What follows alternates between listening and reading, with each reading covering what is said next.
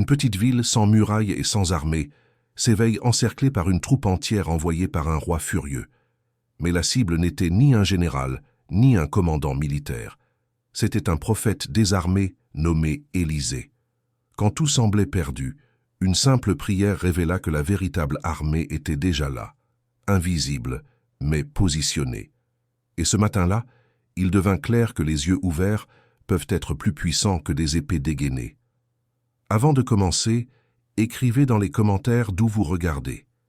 Laissez votre j'aime, abonnez-vous à la chaîne et activez la cloche. Nous continuons. Le soleil ne s'était pas encore levé lorsque le serviteur d'Élisée ouvrit la porte de la maison à Dothan. Ce qu'il vit figea ses jambes sur place, des chevaux, des chars, des soldats syriens de tous côtés. L'armée la plus redoutée du Moyen-Orient avait encerclé la ville entière durant la nuit, avec un unique objectif, capturer un homme désarmé, un prophète.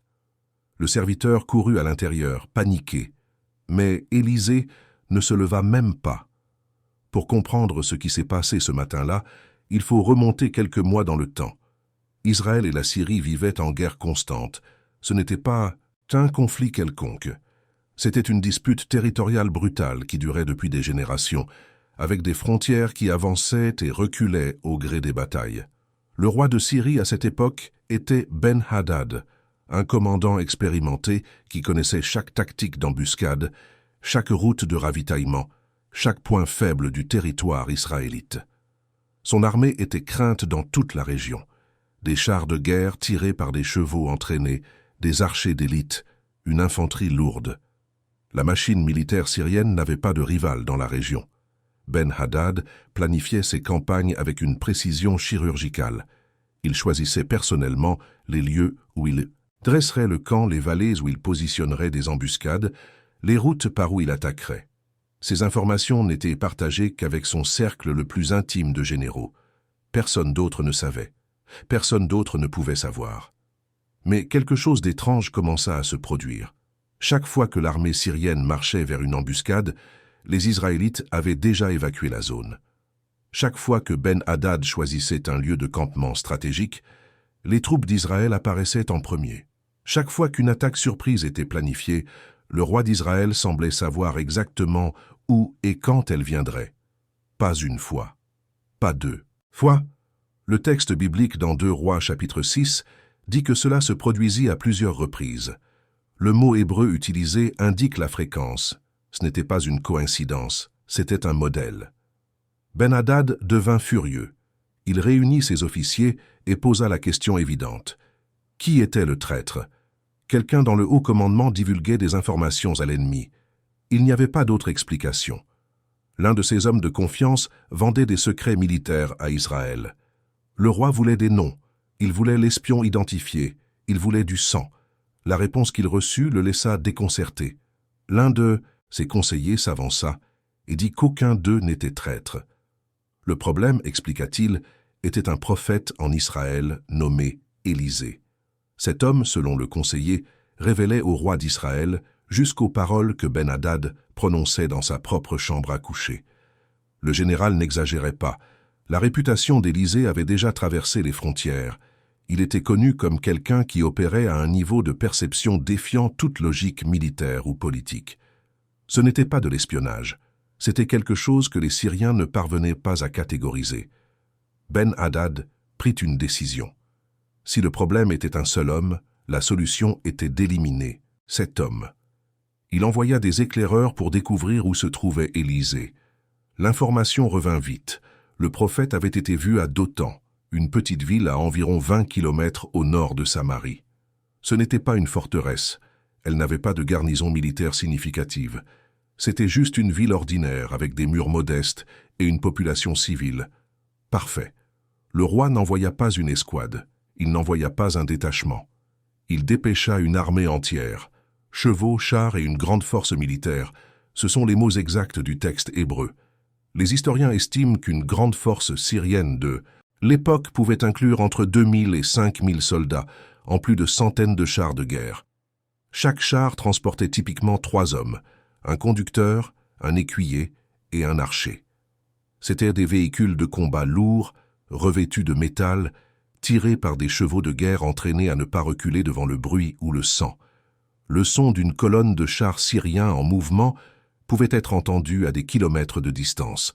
Le sol tremblait, mais Ben-Hadad ne voulait pas qu'Élisée entende. Il voulait qu'Élisée se réveille encerclé, sans issue, sans chance de fuite. C'est pourquoi il ordonna que la force marchât de nuit. Déplacer une armée de cette taille dans l'obscurité était risqué.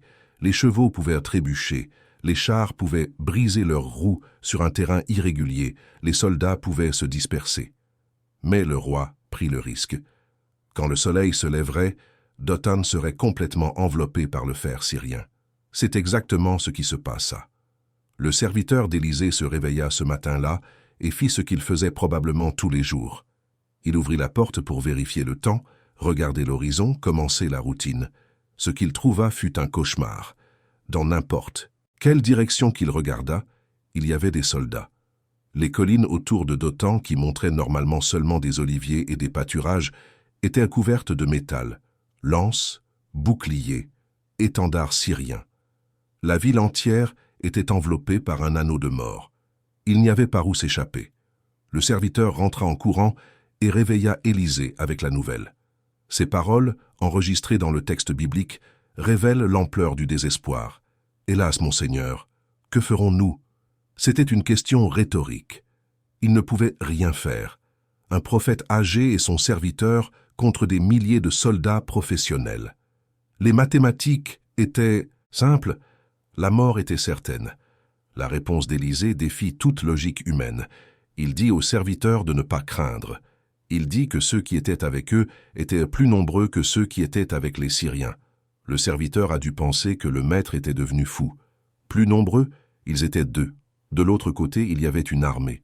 Comment 2 pouvaient-ils être plus que des milliers?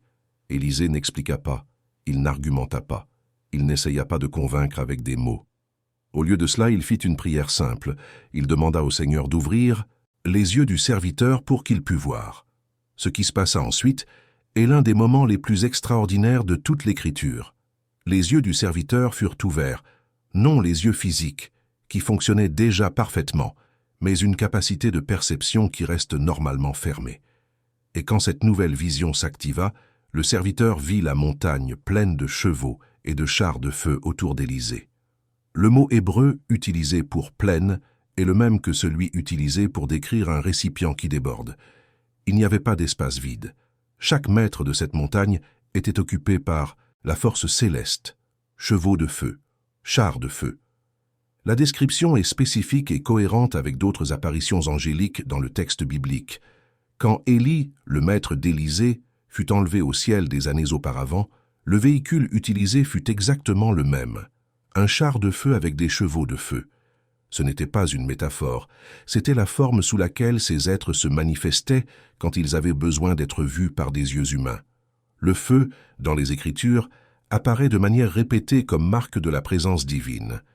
Le buisson que Moïse vit brûlait mais ne se consumait pas. La colonne qui guidait Israël dans le désert était de feu la nuit. Le Seigneur descendit sur le Sinaï dans le feu. Quand les séraphins apparaissent dans la vision d'Ésaïe, ils sont décrits comme des êtres ardents. Le mot même « séraphin » vient de la racine hébraïque qui signifie « brûler ». Le feu n'était pas destruction, c'était gloire. C'était la signature visuelle du monde spirituel envahissant le monde matériel. Ce que le serviteur vit ce matin-là était une armée en formation de bataille. Chevaux positionnés, chars prêts. Ce n'était pas une apparition décorative ou une vision pour réconforter. C'était une force militaire réelle, aussi réelle que la syrienne, opérant seulement dans une dimension qui reste normalement cachée. Les anges n'étaient pas là pour tenir compagnie à Élisée. Ils étaient là pour le protéger. Et ils étaient en nombre bien plus grand que les assaillants. Le texte ne donne pas de chiffres exacts pour l'armée céleste, mais la description suggère quelque chose de massif. Si les Syriens avaient des milliers, les anges en avaient plus. Si les chars syriens couvraient les collines, les chars de feu couvrirent la montagne entière jusqu'à déborder.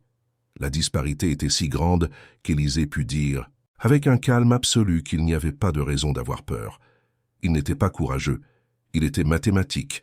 La bataille était déjà décidée avant de commencer. Mais il n'y eut pas de bataille. pas au sens conventionnel.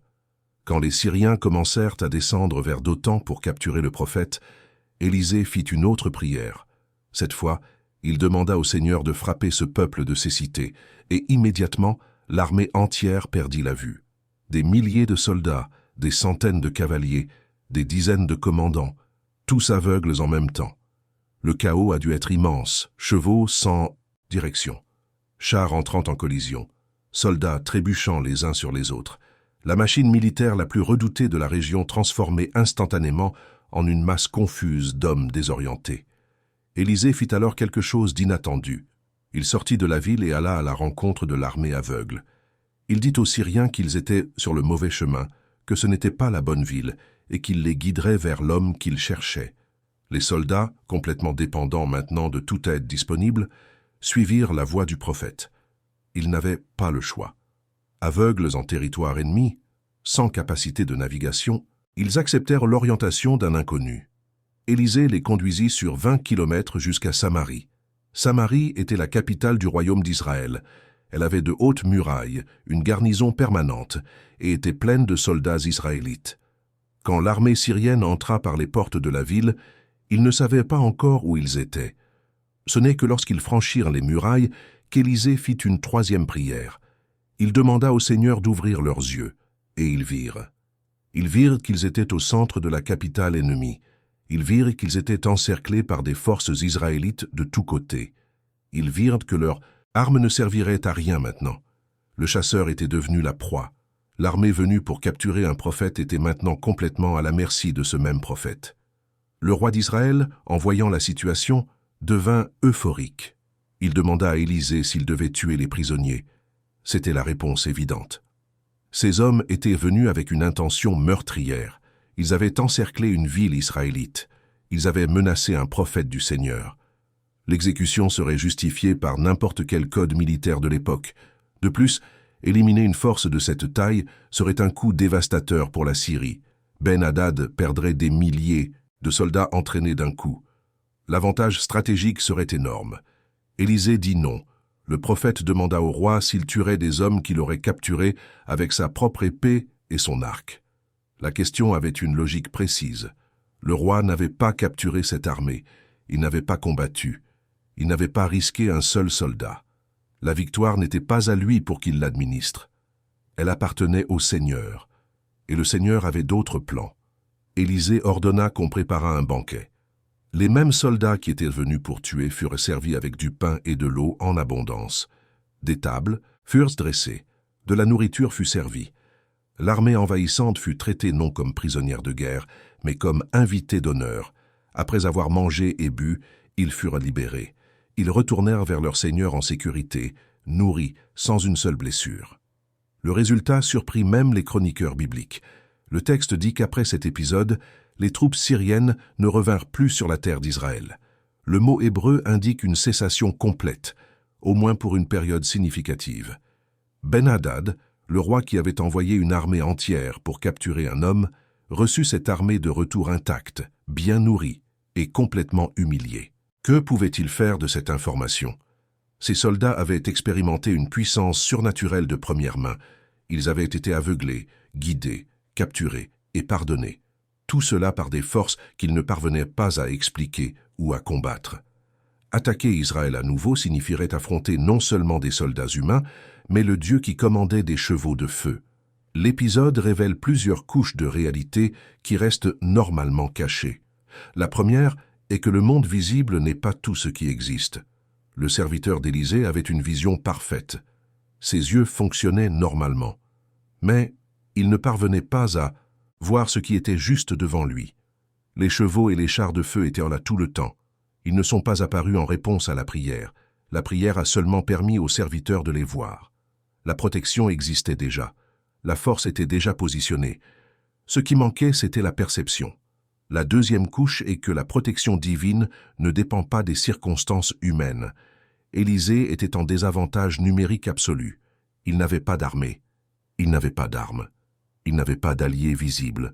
Toute analyse stratégique dirait qu'il était perdu, mais l'analyse stratégique ne parvenait pas à comptabiliser ce qu'elle ne pouvait voir. Et ce qu'elle ne pouvait voir était précisément le facteur décisif. La troisième couche concerne la nature des anges. Le texte biblique ne les décrit pas comme des figures éthérées jouant de la harpe. Il les décrit comme une force militaire. Chevaux de guerre, chars de combat, formation tactique. Les anges à Dothan étaient prêts à combattre si nécessaire. Ils n'ont pas combattu parce qu'ils n'en ont pas eu besoin. La cécité a résolu la situation sans violence. Mais la capacité était là. L'auteur de l'Épître aux Hébreux, des siècles plus tard, appellerait les anges des esprits serviteurs envoyés pour servir ceux qui hériteront du salut. Le ministère incluait, lorsque nécessaire, une protection armée. La quatrième couche implique la réponse d'Élisée face au danger. Il n'entra pas en panique, il ne s'enfuit pas. Il n'essaya pas de négocier. Son calme ne venait pas du déni. Il savait exactement ce qui était dehors. Il venait d'une information supérieure. Élisée savait quelque chose que son serviteur ignorait, que les Syriens ignoraient, que le roi d'Israël lui-même ignorait. Et cette connaissance transformait complètement son évaluation de la situation. La peur est souvent le résultat d'une information incomplète. Quand vous savez ce qu'Élisée savait, la peur perd son sens. La cinquième couche réside dans le dénouement miséricordieux. Dieu aurait pu détruire l'armée syrienne. Les chevaux de feu auraient pu descendre et anéantir chaque soldat. La cécité aurait pu être permanente. La capture à Samarie aurait pu se terminer en exécution. Mais rien de tout cela ne s'est produit. Au lieu de la destruction, il y eut un banquet. Au lieu de la mort, il y eut la libération. La puissance démontrée à Dothan n'était pas seulement le pouvoir de protéger, c'était le pouvoir de transformer des ennemis en invités. Ce choix ne fut pas une faiblesse. Ce fut une stratégie divine opérant selon une logique différente de l'humaine. Tuer les Syriens résoudrait le problème immédiat, mais créerait une soif de vengeance. Les nourrir et les libérer créa quelque chose qu'aucune épée ne parvient à créer, la perplexité. Les soldats rentrèrent chez eux sans parvenir à expliquer ce qu'ils avaient vécu, et cette incapacité à expliquer engendra une forme de respect que la peur ne produirait jamais. Le prophète Élisée vécut dans une période particulièrement turbulente de l'histoire d'Israël. Le royaume était divisé. L'idolâtrie s'était répandue. Les rois ignoraient souvent les commandements. Mais Dieu continuait d'opérer, continuait de protéger, continuait de révéler qu'il se passait plus de choses que les yeux ne pouvaient capter. Élisée était le point de contact entre ces deux réalités. Il transitait entre le visible et l'invisible avec un naturel qui déconcertait tout le monde autour. L'épisode à Dothan ne fut pas unique dans la carrière d'Élisée. Avant cela, il avait multiplié l'huile pour une veuve endettée. Il avait purifié des eaux contaminées. Il avait ressuscité le fils d'une femme sunamite. Il avait neutralisé le poison dans une marmite de potage. Chacun de ces événements démontrait le même principe. Il existe une réalité au-delà de l'apparente, et cette réalité peut faire irruption dans le monde matériel quand Dieu décide que c'est l'heure. Mais la vision à Dothan fut différente sur un aspect crucial. Dans les autres miracles, Élisée agit et le résultat apparut. À Dothan, le résultat existait déjà. Il avait seulement besoin d'être révélé. Les chevaux et les chars de feu ne furent pas créés à ce moment-là. Ils étaient là avant. Ils seraient là après. La prière du prophète ne poussa pas Dieu à envoyer une protection. La prière ouvrit les yeux du serviteur pour voir la protection qui avait déjà été envoyée. Cela change tout. Si la protection avait besoin d'être demandée pour exister, alors chaque fois que quelqu'un oublierait de demander, il serait sans protection. Mais si la protection existe déjà et que la prière révèle seulement ce qui est déjà là, alors le désespoir perd son fondement. La situation à Dothan était désespérée seulement pour qui n'avait pas l'information complète. Pour qui voyait le tableau entier, c'était une démonstration de force écrasante en faveur d'Israël. Le psaume 91 parle d'anges désignés pour garder le juste dans toutes ses voies. Le psaume 34 dit que l'ange du Seigneur campe autour de ceux qui le craignent et les délivre. Daniel fut protégé par un ange dans la fosse aux lions. Pierre fut libéré de la prison par un ange qui ouvrit des portes de fer. À Dothan, le voile fut brièvement levé pour montrer ce qui reste normalement caché. Les anges ne sont pas l'exception. Ils sont la règle. Ils sont toujours là. Simplement, nous ne les voyons pas. Les auteurs du Nouveau Testament avaient pleine conscience de cette réalité. Jésus dit qu'il pourrait demander au Père et recevoir plus de 12 légions d'anges, l'équivalent de plus de 72 000 êtres célestes. L'auteur de l'Épître aux Hébreux demanda si tous les anges ne seraient pas des esprits serviteurs. La réponse implicite était oui. Paul écrivit sur les principautés et les puissances, sur les forces spirituelles opérant dans les lieux célestes. La vision d'Élisée n'était pas une anomalie, c'était une fenêtre sur le fonctionnement normal de l'univers. Qu'est-ce que cela signifie pour qui lit cette histoire 3 millénaires plus tard? Cela signifie que l'évaluation visuelle de toute situation est nécessairement incomplète. Les yeux captent la lumière réfléchie sur des objets matériels. Ils ne captent pas ce qui existe au-delà de cette étroite bande de perception.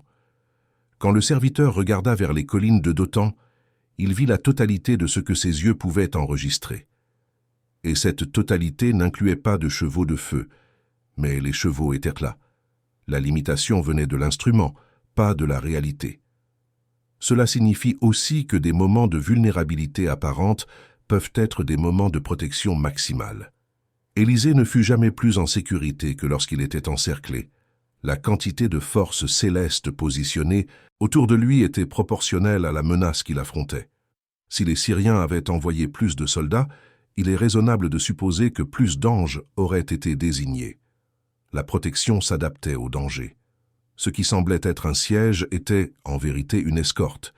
Cela signifie enfin que la prière d'Élisée, « Seigneur, ouvre ses yeux », reste disponible, non comme une formule magique pour des visions spectaculaires, mais comme la reconnaissance qu'il existe plus que ce que nous parvenons à traiter. La foi biblique n'a jamais été une foi aveugle. Elle a toujours été une foi informée par une réalité qui transcende les sens. Abraham crut parce que Dieu parla, Moïse obéit parce qu'il vit le buisson. Les disciples suivirent parce qu'ils furent témoins de signes, et le serviteur d'Élisée se reposa parce qu'il vit des chevaux de feu. Dothan aujourd'hui est un site archéologique en Israël, identifié comme tel Dothan, à environ 22 km au nord de Naplouse, en Cisjordanie. Des fouilles réalisées au XXe siècle ont révélé une occupation humaine qui remonte à plus de 5000 ans. Les murailles qui existaient au temps d'Élisée sont devenues poussière il y a longtemps. Les chevaux syriens qui encerclèrent la ville sont des os anonymes, quelque part dans le sol du Moyen-Orient. Des soldats qui marchèrent durant la nuit pour capturer un prophète, il ne reste même pas le souvenir de leur nom. Mais le texte de 2 Rois demeure. Il est lu dans les synagogues, il est prêché dans les églises, il est étudié dans les foyers autour de la planète. Chaque génération qui rencontre ce récit reçoit la même information que le serviteur reçut ce matin-là. Il existe plus que ce que les yeux parviennent à traiter. Le monde visible est seulement une fraction de ce qui existe.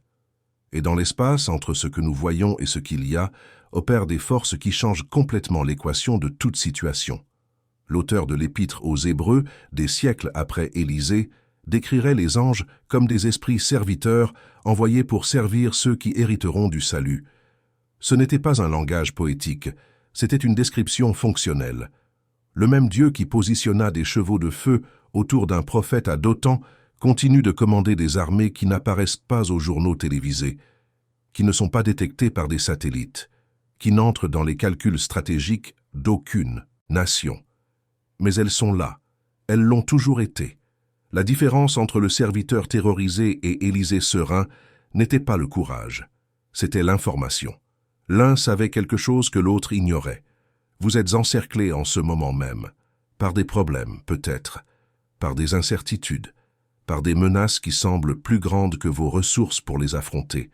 La question n'a jamais été de savoir s'il existe des forces autour de vous. La question est, quelle force êtes-vous en train de voir ?